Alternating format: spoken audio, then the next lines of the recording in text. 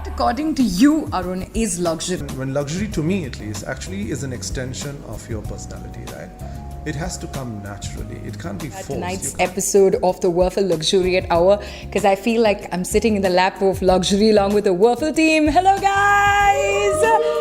Super excited about having you guys here. Today we have Mr. Arun Balan, an established name in the world of architecture with 25 years of experience in the field, creative inspiration behind his team of architects, armed with an in-depth knowledge and extensive expertise in the realm of architecture and design. His team of over 30 master planners, architects, interior designers and engineers are known for transforming brick and mortar into extraordinary spaces. Well, they've received numerous awards like the NDTV Design and Architecture Awards 2014, the Young Architect of the Year, and so much more. Well, super excited about having you on the show, Arun. Thanks so much for joining us. Thanks so much for having me at your home.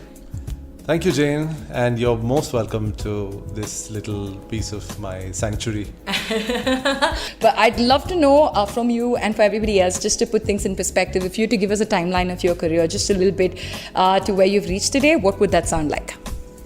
So it's been a fabulous journey of discovery and of crazy amount of growth, both mentally and emotionally in this whole journey of architecture. Started as a novice with my philosophers, friends, philosophers, guides, the Mistries, Renu and Shahrukh, about more than a couple of decades back, and humble beginnings. Learned everything that I know today is from there, and armed with about 10 years experience with them, I sort of ventured out on my own, and it's been like a crazy roller coaster ride from then on, and it's just been fantastic. There's been lots of highs and lows, lots of lessons to be learned, lots of course corrections and whatnot, but a fabulous journey nevertheless. If you were to put your design story in a couple of lines, like what would be your aesthetic, what's your work ethic, what's your design and sensibility like? So my design story is connected at several realms, and one of the main connection that I kind of like to link my story is on the emotional level. So irrespective of how ostentatious or how you're kind of dressing up the entire design story, or how minimal it is on the other end of the spectrum, for me the crux of the whole thing is to be emotionally connected to the space or the product or the experience that I'm designing for the end user. The other aspects of my architectural journey is of a design philosophy or a design thought that continues to innovate and or rather have innovation at the heart of everything that we do in our studios. Fantastic. So, I'm going to come back and find out so much more. Innovation, emotion, these are the two things that I kind of got from that last bit from him firsthand, and understanding luxury from a whole new perspective on the Waffle Luxuriate Hour. This is called the Luxuriate Hour, and luxury today, has different connotations. 2020, it I guess has a whole new connotation. Everybody is spending so much time at home, and a home like yours looks like a perfect home for anybody to actually spend more time in. But what, according to you, Arun, is luxury? It means different things for different people, right? So it also is largely dependent on your exposure to things of good taste. I'm saying luxury is not an essential commodity. Mm-hmm. Luxury is not something that you can't do without, but luxury is luxury doesn't also mean that it is only for the discerning, and it's an exclusive sort of an entity for the haves, and there's a clear distinction between the haves and the have-nots. But luxury, actually, when luxury, to me at least, actually is an extension of your personality, right? It has to come naturally. It can't be forced. You can't suddenly become this person or a group of persons where you sort of think that you are now in this lap of luxury. Like a very nebulous sort of term that they can't find real meaning. And I was actually reading up, what is this luxury? What does it mean to, let's say, a high street fashion persona or a movie star, or what to this businessman who's made lots of money and he doesn't know what to do with all of it, right?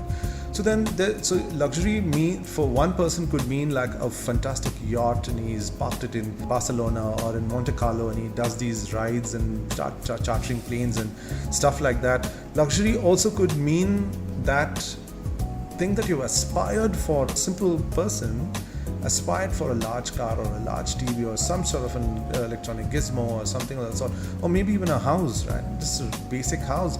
And for him to have moved from one level to another is a case in point of being accessible or being exposed to luxury. So it just means different things for different people. Luxury for me is when somebody, when I know a person walks into the office, I know his or her tastes are discerning. I know that he has an eye for detail. He has that little, the finesse when looking at a door handle or the way the knob works, or the stitch of a particular fabric, or the way the paint, sort of reflects off of a surface and stuff like that. And that I know that that's when I know that there's this guy or this person who really knows what he or she is looking for. And I think luxury is that, and luxury is largely in your head. Absolutely got it. I mean, it's not just about a materialistic sort of a view, but there is an emotional story, and unless everything connects together, just like a good book or a good song, it doesn't come together. I'm actually in the guest's house today. His name is Arun Balan, an established name in the world of architecture. For everyone, this year, this small 4-letter word home has become such an infinite, array of emotions, and everybody wants to have like the most beautiful home ever, not just in terms of aesthetics, but something that really connects to their soul.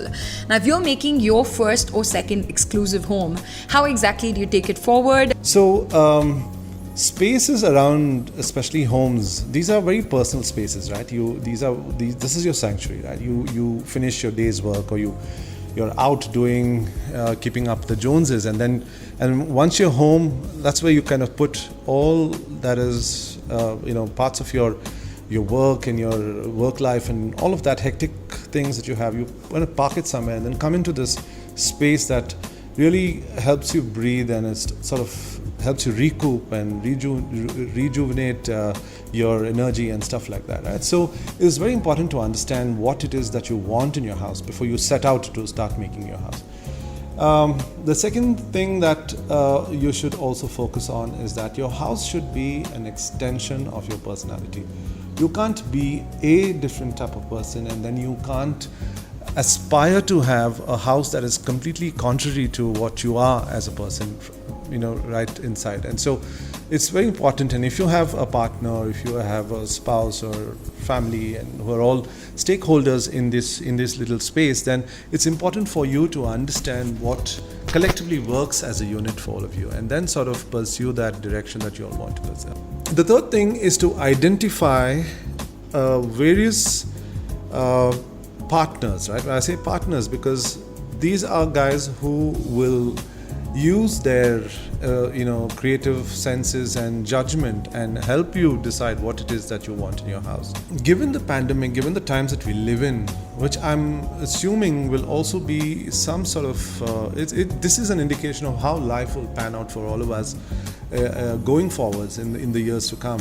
So home actually will take on a completely different new meaning. You are going to be spending a large and a considerable part of your work life also within the confines of your home, and therefore it only makes sense that if it really helps you in being at your best. I would love to know how Whirlpool does this, because you have a very close association with the Whirlpool team. So together, what are your big tips to anybody who's listening to this anywhere? There are a bunch of players in the market, and all of them are really, sort of looking at how to meet the current requirement, which is a little bit more, I think, elaborate than how it was pre-COVID times. because I think now everybody wants a say in the house, you know, in the coming together of the house. The kids want their own work areas because they're on Zoom calls for the longest time during the better part of the day, and the man and the wife of the house, they're on their calls. So it's chaotic, and today I think few brands have actually sort of taken the initiative to get together a nice collection of options for us architects to pick from, and I think Wurfel is definitely one amongst the top there. One among the top 10 in Bangalore? For sure, I think so another thing about Wurfel that I must actually mention is the support that you get at Wurfel by their very interesting team of designers. They are young and energetic. They're brimming with ideas. They bend backwards to help overcome any sort of issues during the process of installation, or putting the whole thing together. They are timely, they are cost effective. There are many such qualities that makes, I think, Wurfel a natural choice for most of us architects and designers. Thank you so much for that, Wurfel Luxuriate Hour. This story today has just been incredibly fascinating. More on the other side. You guys keep it locked, 94.3 Radio 1. Well, you were on my show for the first time, Arun, so you gotta do a woohoo! Woohoo! Teamwork.